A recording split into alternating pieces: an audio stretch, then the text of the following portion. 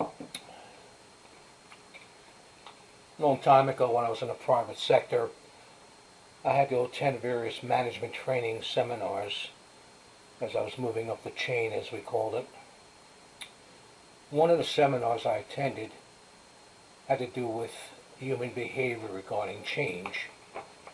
And the basis behind the thing was the premise was people pretty much don't like change. They say they do, they want it, but they don't like it. And most of them will say the status quo as long as they're not getting screwed that badly.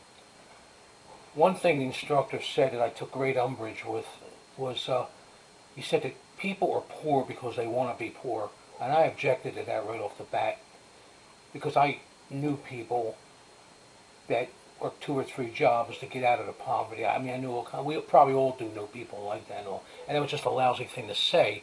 And he actually backed down. He said it in his mind was more of like the people that are on a dole, what I call career dole takers. They'll never make it. They'll never try to get off the dole, no matter what, even if they're healthy or whatever. So he backed off from that. Had he said that now regarding politics, people don't want any change in politics, I would applaud him. I would back him 1,000%. Because if anything has been an example of that, the election cycle going in the latter part of 2015, going all the way up to now, looking at things. And I say that because of the observations I saw, the treatment I saw of people that were coming about that might have made some great change, and then because of status quo and whatever.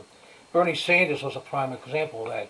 As I've said so many times before, I was a firm supporter of Bernie Sanders through selfish reasons. One of the things he was going to do was eliminate the cap on Social Security. No limitation on the earnings. He said by doing that, he could free up billions of dollars for the trust fund.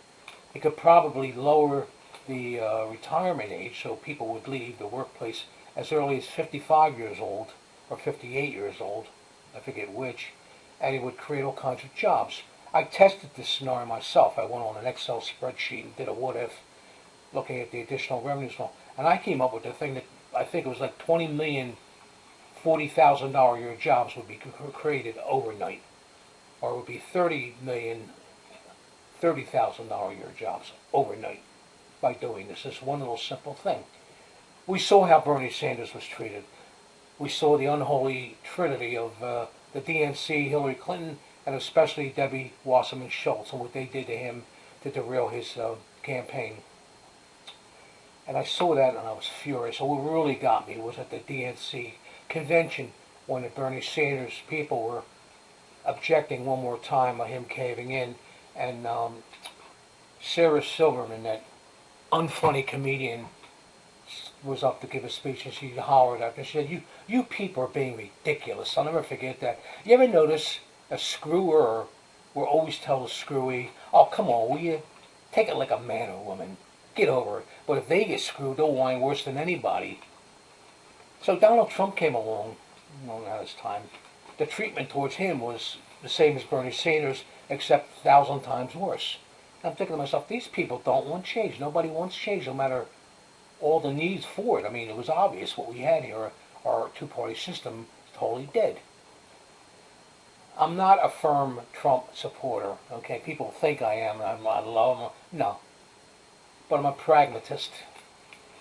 And at the beginning of after he won the election, I told my wife, I'm going to start thinking and acting like a rich person. How do they think? What do they do to save their investments and all? Not rich by any stretch of imagination, but I am an investor, among other things and all.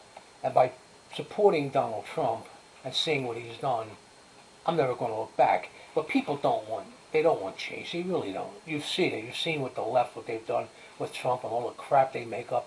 These news channels are unbelievable. They'll make up stories, they'll concoct things. When they get caught in a lie, they seldom refute it. This Lawrence O'Donnell had to refute that thing about the Deutsche Bank with Donald Trump because the Washington Post, I think, called them out on it. But for the most part, they'll just make up crap about Trump. And then they move on to the next lie. So people really don't want change when it comes to politics. They really don't. This is the first of many political videos I'll be making. Stay tuned.